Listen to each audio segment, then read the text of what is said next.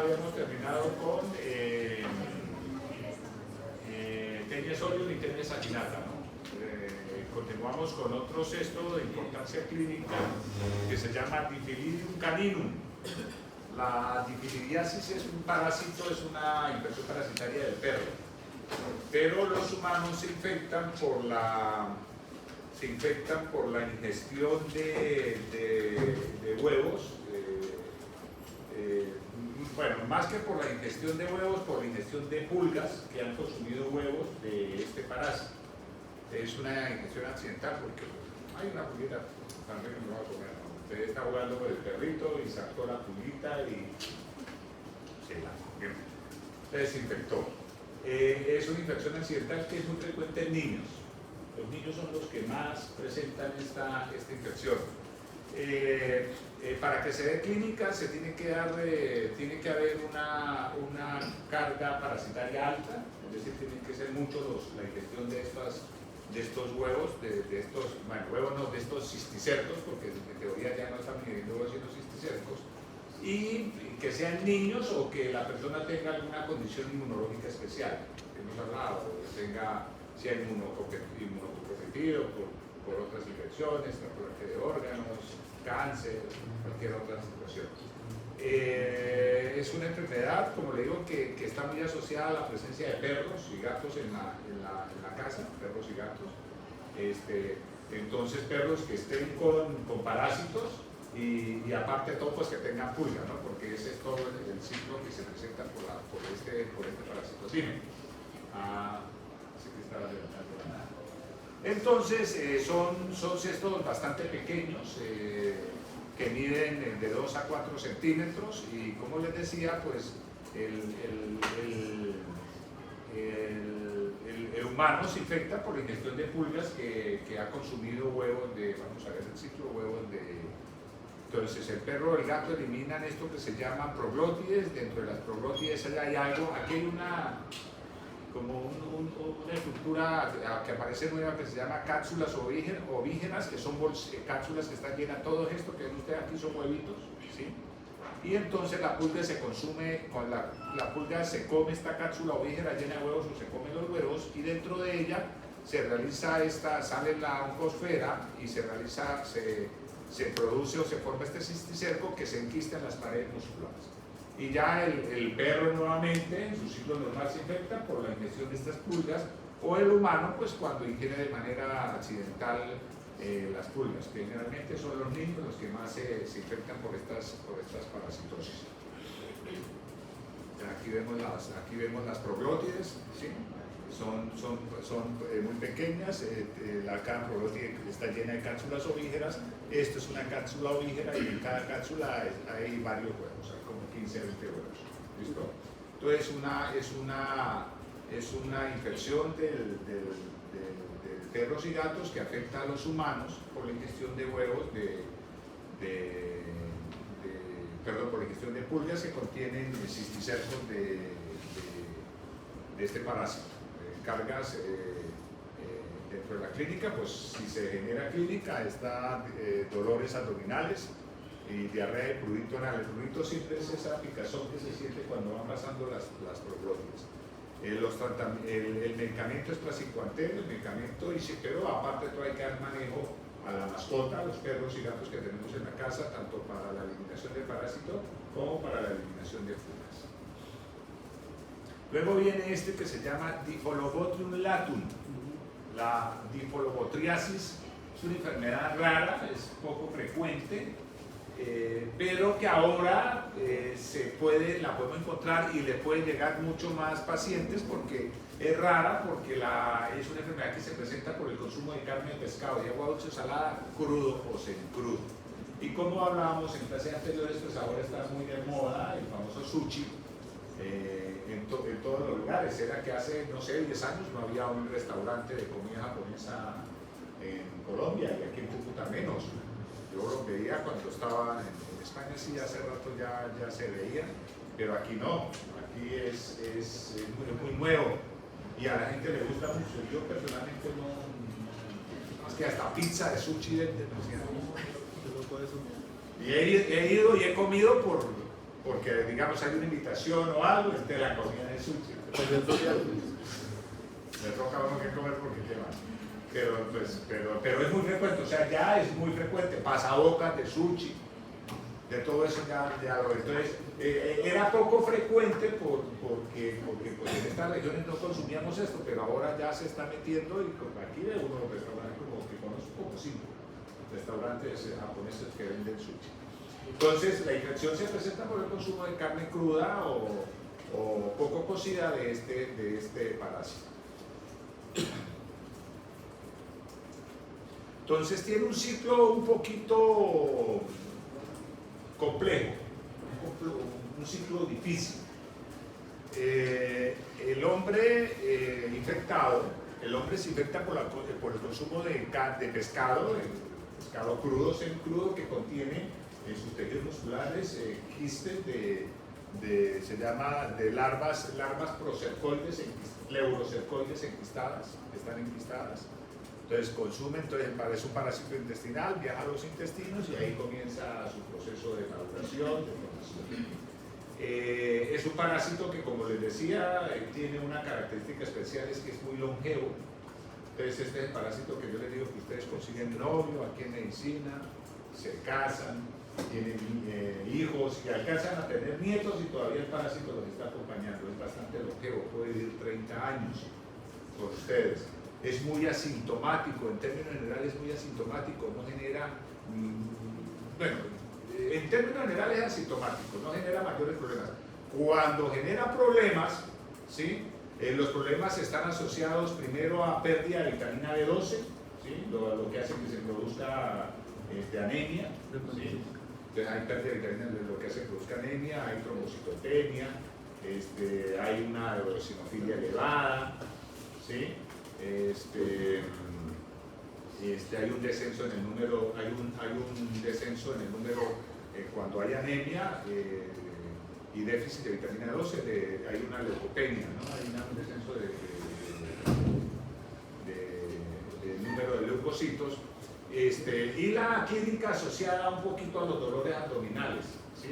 Dolores abdominales, diarrea, anorexia, vómito, náusea, en algunos casos puede presentarse dolor de cabeza, y por el tamaño del parásito, porque este es el que yo le digo que puede llegar a medir 25 metros, puede presentarse obstrucción intestinal. Ya puede haber obstrucción del intestino. Imagínense un animal de 25 metros viviendo. Pero como les digo, la clínica generalmente es muy asintomático, que esa es una adaptación que él tiene, Entonces puede vivir mucho tiempo con ustedes y ustedes lo descubren porque se fueron a hacer un compro porque también tenían amibas o tenían cualquier otra cosa y en el compro lo encontraron. ¿Ya? Encontraron los huevitos.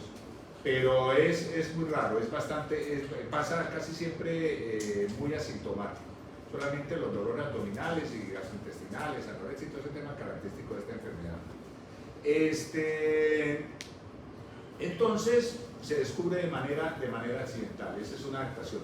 El ciclo es muy complejo, el hombre elimina los huevos, ¿sí? Y en el agua el huevo madura y se transforma, aparece el huevo embrionado, el embrión en sacanto, y sale una larva que se conoce con el nombre de coracidio, que nada en el agua, comienza a moverse en el agua a buscar su primer huésped, puede tener 3 huéspedes, su primer huésped intermediario, que son estas pulguitas que se llaman copépodos o pulgas de agua, ellos se introducen en las pulguitas, y esta larva, conocida como coracidio, se transforma en una larva mayor, evoluciona, cambia en una larva procercoide, ¿sí? En una larva procercoide, que queda enquistada en las paredes musculares de este copépodo, y cuando este copépodo es consumido por un pez, esta larva procercoide se transforma en una larva más larga, más delgada, que se llama larva pleurocercoide, que esta es infectiva para los humanos. Esta es la forma infecciosa para los humanos. Si usted se come esta, no pasa nada.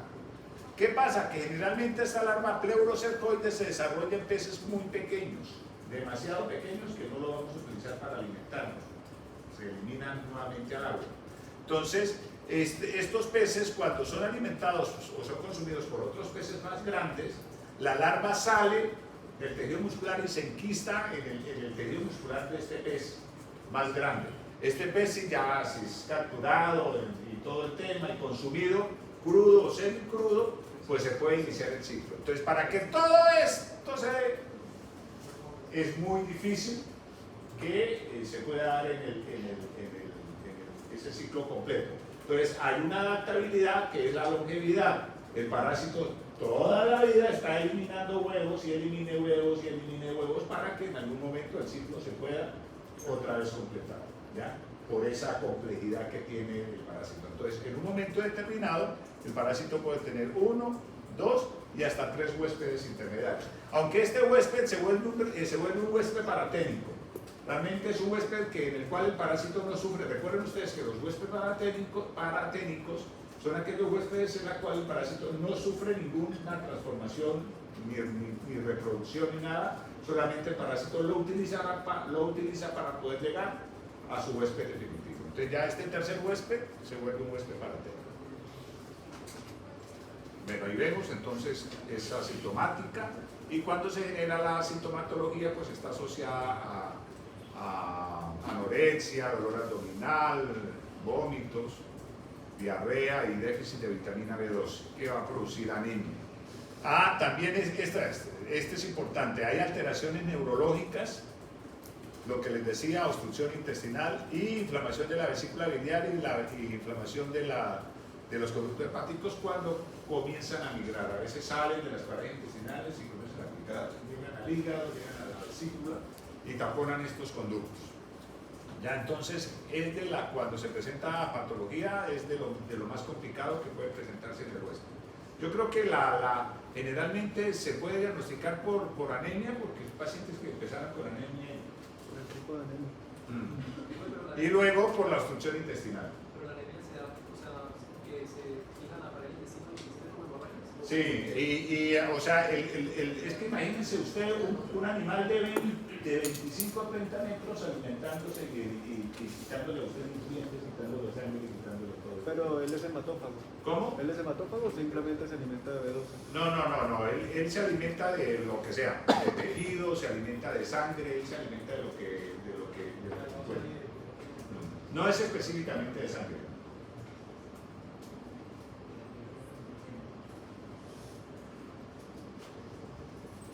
Bueno, miclosamida o praziquantel son los medicamentos y el control, pues evitar la ingesta de carne de pescado cruda o ahumada. Esa es la medida más importante, pero como les decía, pues ahora eso se vuelve un poquito... bueno, el hecho de que si usted está eliminando la eliminación de excretas y aguas negras no se están haciendo de manera adecuada, pues si se infecta fácilmente un curso de agua, pues nos podemos infectar, ¿sí? Entonces las medidas de saneamiento ambiental aquí son muy importantes. Bueno, yo creo que esta es una dificultad por la cual es poco diagnosticado, y es la forma del huevo. Miren, esto no es un huevo de un cesto normal. Les cuento que es difícil poderlo ver. Aunque se pueden ver las proglótides, uno lo que más ve los huevos. Me acuerdo que mi primer regaño que tuve de mi director de la tesis fue por este huevo. Había llegado un paciente español y nos pusieron a mirar las muestras y, o sea, la verdad nosotros pensamos que esto eran restos de cualquier cosa. Y no, y entonces el hombre llegaba y nos decía, ¿no lo ven? Me acuerdo que nos puso esta foto y nos puso ¿cómo es que le llaman a esta flechita? Vector. ¿Cómo? Vector. El señalizador. ¿Cómo? No, la flechita, cuando le ponen a uno la flechita, ¿cómo es que le llaman? Vector. No, tiene un nombre. Que es un indicador. Pero indicador, bueno, sí, pero eso tiene mucho nombre técnico, pero no.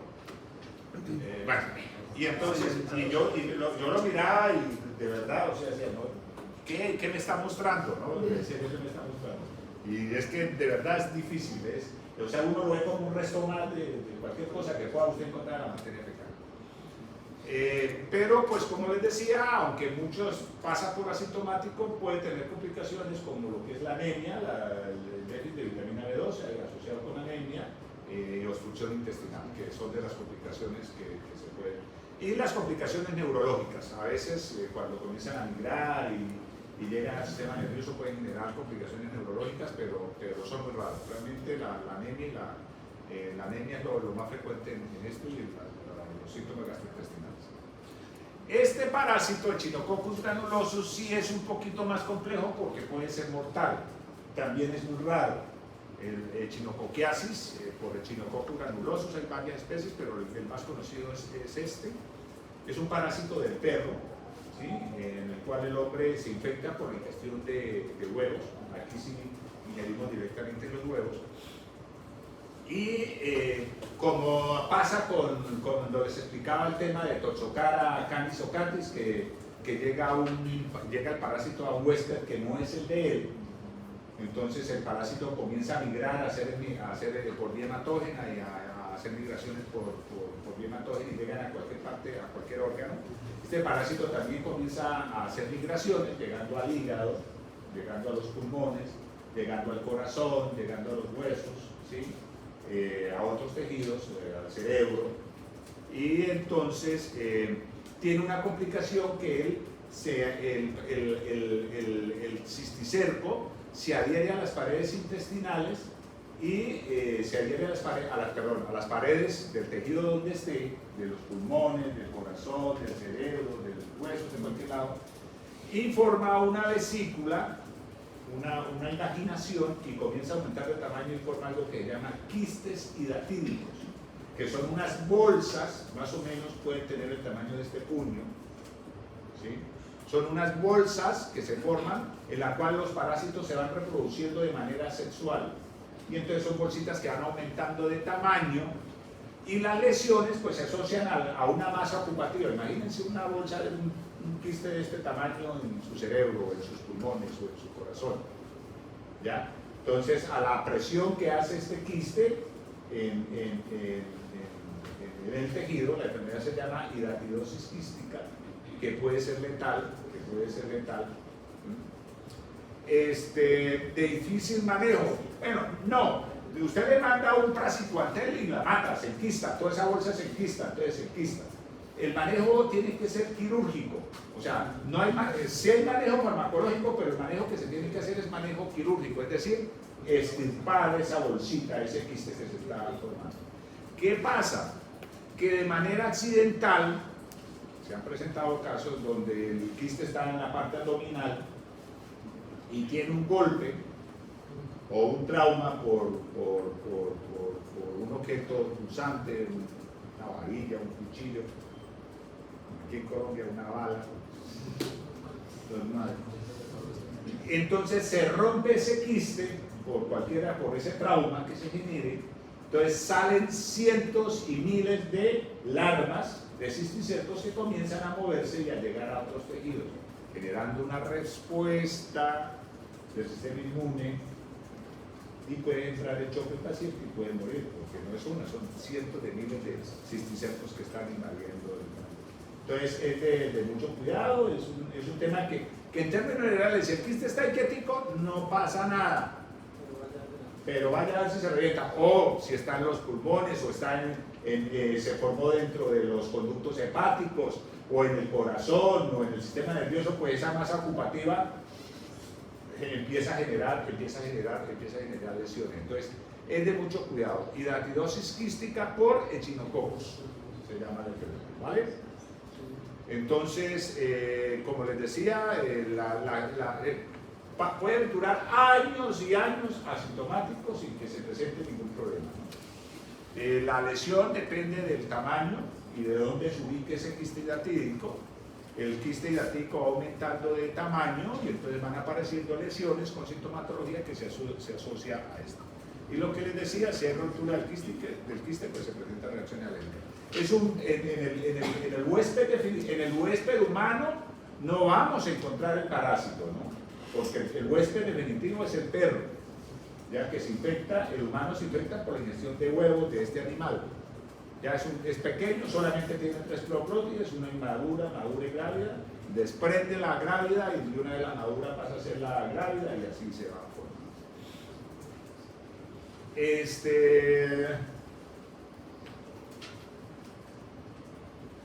Es pequeño, de 3 a 6 milímetros. Bueno, miren. Este es el quiste. Entonces, como le digo, si usted lo maneja con manejo farmacológico, se calcifica. ¿Sí? Se calcifica, se endurece. Siempre hay que hacer extirpación quirúrgica. Se han presentado casos de pacientes que los operan por cualquier otra situación y ocurre un accidente y dentro de la cirugía rompen el quiste. ¿Ya? Se genera un trauma y rompen el quiste. Se forma por invaginación. Estas son invaginaciones, estos son bolsitas. ¿Sí ven? Miren, estas son invaginaciones, bolsitas, son quistes que se están formando y pues miren cuánto hay aquí, más 1, 2, 3, 4, 5, 6, 7, 8, 9, 10. ¿Ya? Entonces, las lesiones se presentan por esa masa ocupativa, ¿ya? Se va formando, el quiste va generando un tejido y junto con el tejido del órgano donde se encuentra se forma esa bolsita, se van formando estas bolsitas en estos quistes, ¿ya? Entonces, como les decía, llegan al hígado, pulmón, cerebro, huesos, corazón y otros tejidos. El desarrollo del quiste es muy lento, podría pues pasar años y años sin que se tengan ustedes ninguna clínica, y la clínica pues se asocia a la masa, al tamaño de ese quiste.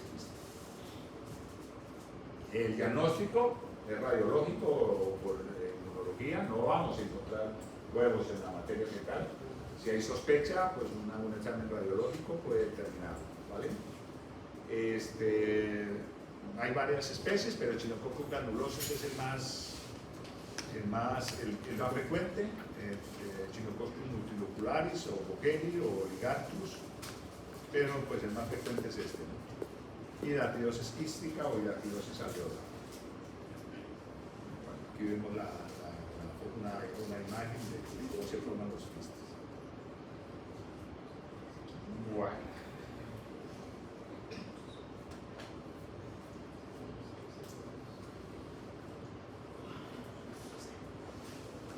Y ahora entramos a otro grupo de parásitos, también de gusanos planos, pero estos ya no son céstodos, sino son tremátodos.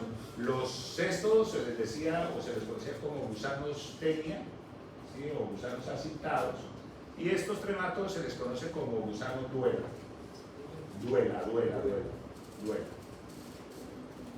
Hay varias familias, yo creo que de importancia clínica para nosotros, aquí donde estamos, la familia Fasciolidae, donde está Fasciola hepática, ¿sí? Y la familia Paragonimidae, Paragonimus westermanni, que también tiene importancia clínica y es endémica en algunas regiones en nuestro país. Y está la familia Schistosomatidae, Schistosoma, es endémico en Latinoamérica, en el Caribe, pero no está muy presente en Colombia, pero sí está muy presente en Venezuela, Brasil. Entonces pueden llegarle pacientes con estas características. Y Opistorchidae y Heterophidae son especies intestinales que no las tenemos aquí de los países asiáticos, ¿ya? No las tenemos acá. Entonces, la clase, el filum es Platyhelminthes o Platyhelminthos, gusanos planos. La clase es Trematode, las subclases se llaman digénidos o digenea, subclase digenea, duelas. Y está Schistosoma, duele la sangre, Fasciola, duele hepática, Fasciolochis, duele intestinal, y Paragonimus, duela pulmonar. Duélale o no les duela. ¿Listo? Tienen un ciclo de vida un poquito complejo, ¿sí? El hombre elimina en las paredes intestinales o en el órgano donde se ubique, le llaman también, a las larvas, le llaman también distomas. Pueden verlo por ahí, ustedes que dicen los distomas adultos o los distomas jóvenes. Son organismos hermafroditas que tienen órganos masculinos y femeninos, son digenéticos. Dentro del ciclo de vida, entonces, cuando se elimina el huevo sale a través de la materia fecal, o sale a través del esputo, si estamos hablando de duela pulmonar, sale a través de la orina, si estamos hablando de chistosoma, ¿ya? Y sale el huevo, y en el medio exterior, que es el medio líquido, generalmente el agua, del huevo sale una estructura que se llama miracidio. Es una estructura, una larvita con microvellosidades, con pelitos que le ayudan a moverse en el agua. Y este miracidio busca el primer huésped, que siempre van a ser los caracoles, el primer huésped intermediario, y en los caracoles este miracidio, esta larvita se transforma, madura, cambia morfológicamente, se transforma en esporocisto, que es la primera forma larval dentro de este caracol. Luego este esporocisto se puede transformar en algo que se llaman redias, ¿sí? Y estas redias se transforman en cercarias, que es la que sale del huésped. Esta cercaria es la que se mueve y es la que infecta el huésped. Nosotros nos infectamos a través de las cercarias. Y estas cercarias en el huésped maduro se transforman en algo que se llama metacercarias, que es la forma infecciosa, la forma invasiva, la forma que hace daño, la forma que daña al tejido. ¿Listo? Entonces tenemos el adulto, tenemos huevo, miracidio, esporocisto, redias, cercarias y metacercarias. Aquí las vemos. Entonces el adulto elimina los huevos que se transforman en miracidios. Estos miracidios en el huésped intermediario, que es el caracol, pues se transforman en esporocisto, luego en redias y luego en cercarias, para ya llegar a la duela al bistoma adulto, que es la metacercaria. Entonces, como les decía, son parásitos digenéticos, casi todos hermafroditas.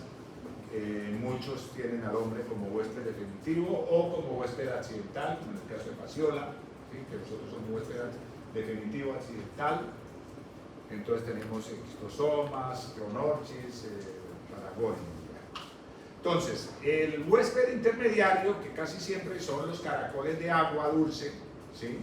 El huésped intermediario, de los parásitos, lo que les decía, liberan los miracidios que llegan al huésped intermediario y comienzan estas fases de transformación en esporocisto, redia y cercaria. Salen las cercarias al agua, y las cercarias, dependiendo de la especie, pueden tomar tres caminos, dependiendo de la especie. Una, infectan el huésped definitivo, ¿sí? El huésped definitivo mamífero, lo infectan directamente, como en el caso del chistosoma, atraviesan la piel. El chistosoma, la cercaria del chistosoma es un parásito que entra por la piel, causa una lesión y entra por la piel. O buscan un segundo huésped intermediario, que es otro caracol, y los humanos nos infectamos por la ingestión de caracol. Hay un caso muy famoso de este loco, del aventurero, que sobreviviendo, el gringo, ¿cómo se llama? ¿Cómo? Exactamente, el hombre en una de esas se comió un caracol y le dio paragonimiasis por la ingestión de caracol. Ese caso sonó mucho en su momento se le tocó que hospitalizarse y de todo por la ingestión de caracol. Entonces, recuerden, la forma infecciosa, la forma infectiva es la cercaria. Dependiendo de la especie, si es chistosoma, pueden penetrar la piel o llegan a otro huésped intermediario. El huésped intermediario se infecta por ingestión de caracoles crudos o se enquista en vegetación acuática, como en el caso de Fasciola. Esto es en algo que llaman berros, o el agua se utiliza para regar, entonces lechuga, repollo, verduras, todo ese tema. Entonces las cercarias se enquistan ahí y nosotros nos infectamos por la ingestión de esto. En el caso de Fasciola también nos podemos infectar por la ingestión de hígado crudo o semicrudo. ¿Ya? Se han reportado casos de infección por este caso. Entonces las cercarias llegan a los humanos atravesando la piel, enquistadas en plantas que se ingieren como alimento, en el caso de Fasciola, o al consumir huésped intermediario, los caracoles donde permanecen enquistados los peces. ¿Listo? Esta, si ven, duela en forma de hoja o duela. fasciola hepática, este es fasciolopsis. Fasciolopsis es un parásito intestinal que parasita la tracto intestinal, pero aquí no lo tenemos, es de Asia, Taiwán, todos esos países asiáticos. Paragonimus, que sí lo tenemos, Clonorchis y Metagonimus, falta Opertorchis, o Clonorchis y Opertorchis, sí, que no lo tenemos, ni Metagonimus, y Schistosoma, que es el que le digo que sí lo tenemos aquí en Venezuela, ¿ya? En el diagnóstico muchas veces, y ojo con esto, porque si hay sospechas, sobre todo que les puede llegar fasciola o paragonimus, ojo, ¿sí? Cuando en los procesos de laboratorio uno centrifuga, hace un proceso de centrifugación para que los parásitos se eleven y queden arriba en la parte de arriba y uno pueda tomar la muestra y lo vea más fácil. Cuando son tremátodos, cuando usted centrifuga, esto que está aquí, que se llama el opérculo, esto que está aquí se abre, ¿sí ve? Esto que está aquí se abre. Y el parásito se llena de agua, y entonces en vez de flotar, se va para el sedimento. Entonces, si hay sospecha de que es un tremátodo, la técnica de rotación no sirve, porque no van a ver el parásito. Tienen que irse a mirar el sedimento, no se puede flotar, para que lo tengan presente, ¿vale? Y si sirvan las recomendaciones. A un estudiante, a un interno le llegó un paciente de, no hemos visto filariasis linfática, ¿no? Entonces le llegó un paciente de elefantiasis y me llamó, me mandó las imágenes. Y filaria, apenas me lo mostró, me dijo, aquí no tienen ni idea, pero yo creo que es filaria. Y era filaria, es filariasis linfática. Cuando veamos cuando estemos en esa clase les muestro el video que me mandó para que se den cuenta que es... La que mencionamos. ¿Cómo? Sí. Bueno.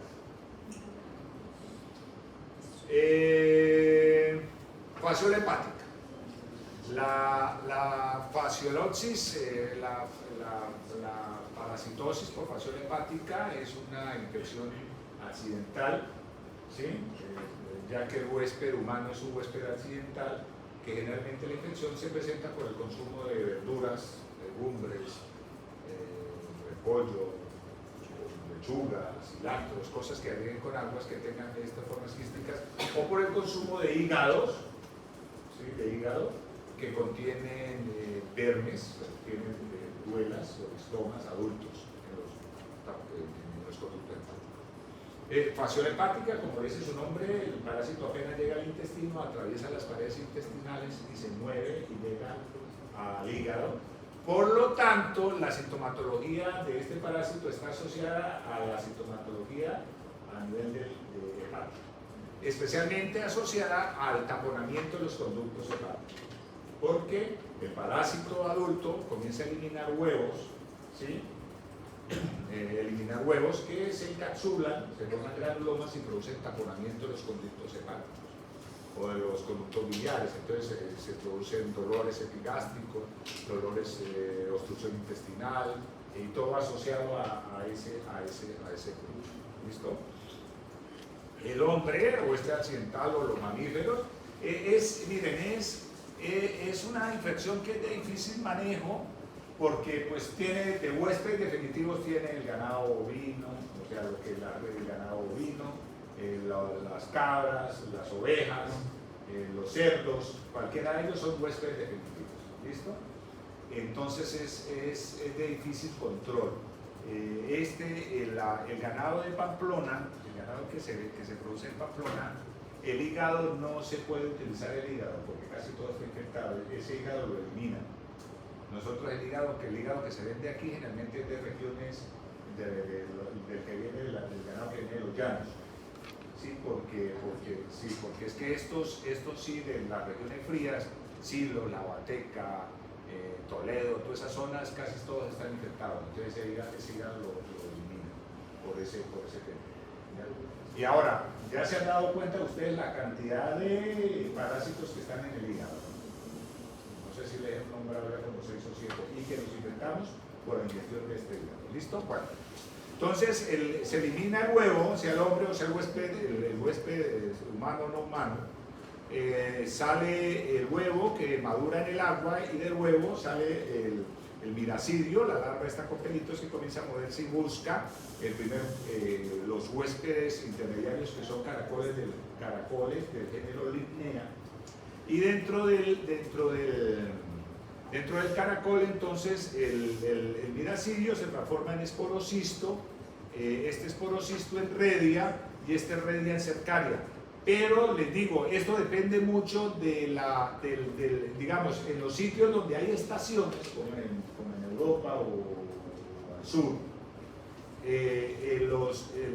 este paso de esporocisto, redia y cercaria se presenta mucho durante las épocas frías. En verano, generalmente el esporocisto pasa de una vez a cercaria. Si no, se salta esa fase de red. En todo caso, pues se transforma en cercarias. Las cercarias literalmente explotan el caracol, rompen el caracol y salen a través de las paredes epiteliales del caracol, lo matan y salen, rompen el caracol y salen en el agua. Y salen dependiendo, en este caso, las cercarias se mueven buscando dónde enquistarse, ¿sí? Y se enquistan en los tejidos y los humanos, pues la principal forma de infectarlos, pues por la ingestión de este. Bueno, como les decía, les conocen también con el nombre de distomas hepáticos. Los animales vivos son los definitivos, el hombre es un huésped accidental, el huésped intermediario son caracoles de género Lytnea. Y habita en los conductos biliares, ¿sí? Que dependiendo de la cantidad que tenga, pues ahí viene el cuadro clínico que se presenta. Entonces tienen forma de hoja, ¿sí? Son organismos hermafroditas, aplanados. Poseen dos ventosas, creo que ya les había mostrado eso, ¿cierto? Presentan una ventosa aquí en la parte anterior y otra en la parte posterior, que son con las cuales se adhieren a las paredes intestinales. ¿Ya? Se adhieren a las paredes intestinales. Como les decía, el huevo tiene este opérculo, son grandes, realmente su huevo 140 micros es fácil de ver. Pero como les decía, si no se hace la técnica de concentración adecuada, no lo vamos a ver. ¿Listo? Es una infección muy cosmopolita, aunque pues, se presenta mucho en las regiones tropicales, pero en cualquier lugar se la podemos encontrar. Afecta ocasionalmente a los humanos y se han descrito casos por el consumo de hígado crudo. Y la infección pues, se transmite por esto, por el consumo de vegetales que contengan el quiste, que contengan cercarias enquistadas por el consumo de hígado. Bueno, esto ya lo hablé.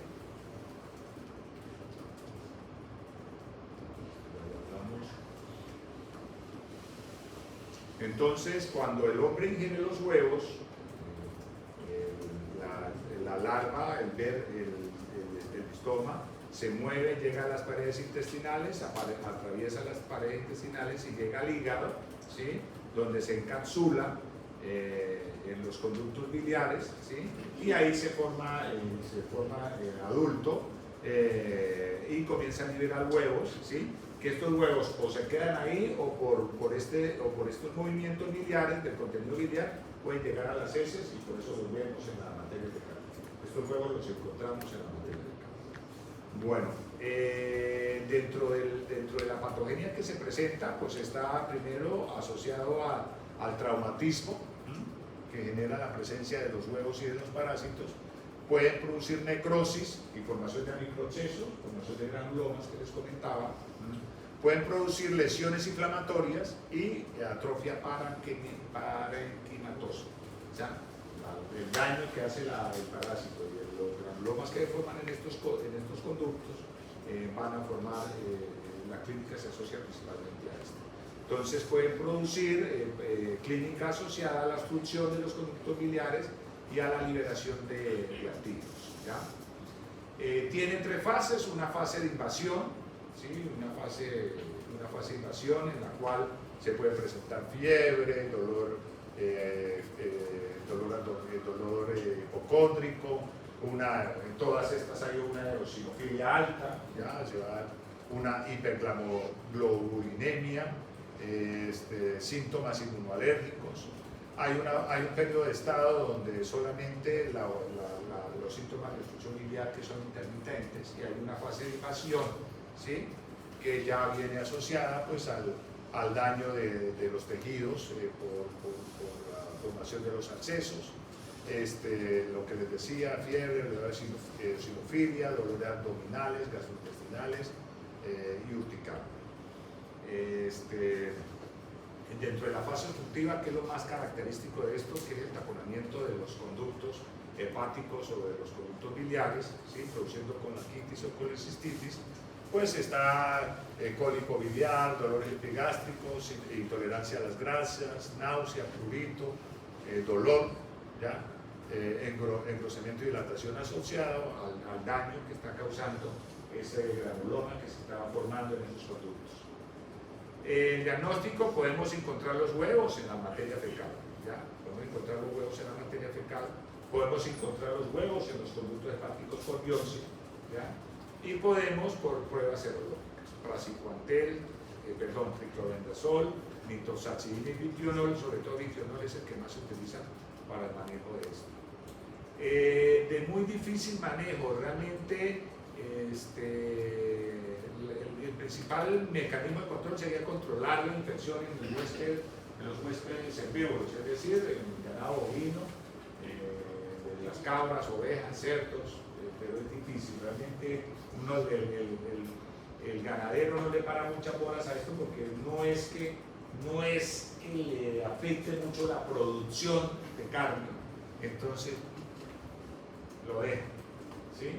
Aparte de todo, otro mecanismo de control está asociado a controlar los caracoles, los moluscos, y entonces se utilizan molusquicidas, venenos en el agua, echan molusquicidas en el agua para matar los caracoles, pero recuerden que esas aguas están en movimiento, ese molusquicida queda muy poco en el agua, entonces es muy poco efectivo. Realmente las medidas de control enfocadas a controlar el molusco y a controlar el huésped definitivo son difíciles, entonces no es que tengan mucho éxito. 3 centímetros, 4 centímetros es grande. Es el primer parásito descrito en la historia.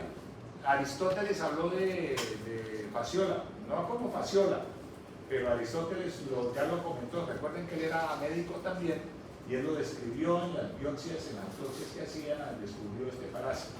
Entonces, es el primero que fue nombrado en la historia. Se puede ver el hígado, tú lo ves el listoma, 2, 3, 4 centímetros, entonces es grande. Y esto, pues ahí está adherido a las paredes intestinales, y la hembra está eliminando huevos que entran por los conductos biliares, conductos hepáticos, y comienzan a producir el taponamiento y el daño de esto. ¿Listo? Bueno, y para finalizar, hoy, entonces está Paragonimus wastermani. Mire, la paragonimiasis es una enfermedad que se presenta por el consumo de caracoles, langostas, langostinos crudos, ¿ya? Por el consumo de langostinos crudos, langosta, todo este tema. El hombre, huésped definitivo, aunque también los felinos, hay varias especies que son huéspedes definitivos, el hombre es otro huésped definitivo, hay varios. Elimina los huevos, lo mismo, del huevo sale el miracidio que busca el huésped intermediario, que son los caracoles. Y los caracoles se transforman en esporocistos, reyes y cercarias, y estas cercarias salen y buscan otro huésped intermediario, que pueden ser los langostas, langostinos, otros caracoles, etc. Cualquiera de ellos, y se transforman en metacercarias y quedan encristados ahí. Y los humanos nos infectamos por ingestión de estos organismos crudos. Los langostinos son muy ricos, ¿no? Muy bien cocidos. Entonces, ¿cuál es la característica clínica? El parásito, aunque le llaman duela pulmonar, ¿sí? Porque su hábitat específico son los pulmones, es donde genera, yo creo que una clínica más interesante, especialmente porque en un momento determinado, cuando la carga es muy alta, ¿sí? Cuando la carga es muy alta, los parásitos salen de los pulmones y pueden llegar al corazón, pueden llegar al cerebro, y producir alteraciones neurológicas, una meningoencefalitis, ¿sí? Entonces pueden complicar bastante el cerebro, pueden complicar, producir daños a nivel del corazón, se pueden ubicar debajo de la piel, y formar abscesos debajo de la piel. Entonces generan clínica. No los vamos a encontrar en la materia fecal, pero cuando la persona,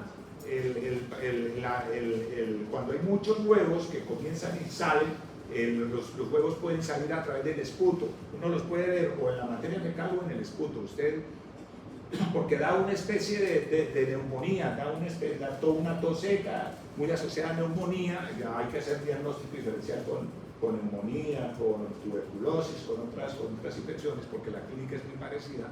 Y formación de esputo. Cuando la persona elimina el esputo, se pueden encontrar los huevos en el esputo. O usted los degluye y entonces bajan por el esófago, llegan al estómago, al intestino y pueden salir a través de la materia fecal. Por eso los encontramos también en la materia fecal. ¿Listo? Entonces, en Colombia hay regiones endémicas, especialmente en Antioquia, donde hay presencia de este parásito, ¿ya? Entonces, la enfermedad se llama paragonimiasis o distomatosis pulmonar por Paragonimus westermanni, en la cual pues, el hombre se infecta por ingestión de cangrejos, langostinos, langostas también, ¿no? Entonces hay que tener cuidado. Entonces, en la fase pulmonar, que es la más típica, ¿no? Como les decía, se puede presentar una patología asociada y que se puede confundir con neumonía o tuberculosis, por la presencia de una tos seca, con formación de esputo. Hay pérdida de peso, fiebre, disnea, malestar general, fatiga, mucho cansancio. Muchos de esos parásitos también pueden quedarse en el hígado o en la cavidad abdominal y producir una sintomatología a nivel abdominal con presencia de diarrea y sangre y huevos en las heces. Y está la forma más compleja, que es la forma cerebral, porque muchos de ellos salen y se ubican y llegan al cerebro, con esa fuerza llegan al cerebro, y lo que les decía, pueden producir una meningoencefalitis y lesiones asociadas a masa pulpativa, ¿ya? Pueden producir convulsiones, hemorragias y embolia cerebral. Pueden llegar a la médula espinal y pueden producir paraplegia. Aquí también conocí un caso cuando estábamos en la clínica de un paciente con Paragonimus, un indígena, que venía con paraplegia por Paragonimus, ¿ya? Entonces, es de cuidado. En un momento determinado también pueden producir cuando en la fase pulmonar esputo con sangre, ¿no? Se puede ver esputo con sangre también, entonces para que lo tengan presente. Y lo que les decía, la paragonimosis cutánea, el parásito se ubica debajo de la piel y forma nódulos en el tejido subcutáneo. Praziquantelo bitionol es el medicamento de control, ¿ya? Casi toda la sintomatología pues, está asociada a la formación de estos nódulos. Listo, chicos. Nada.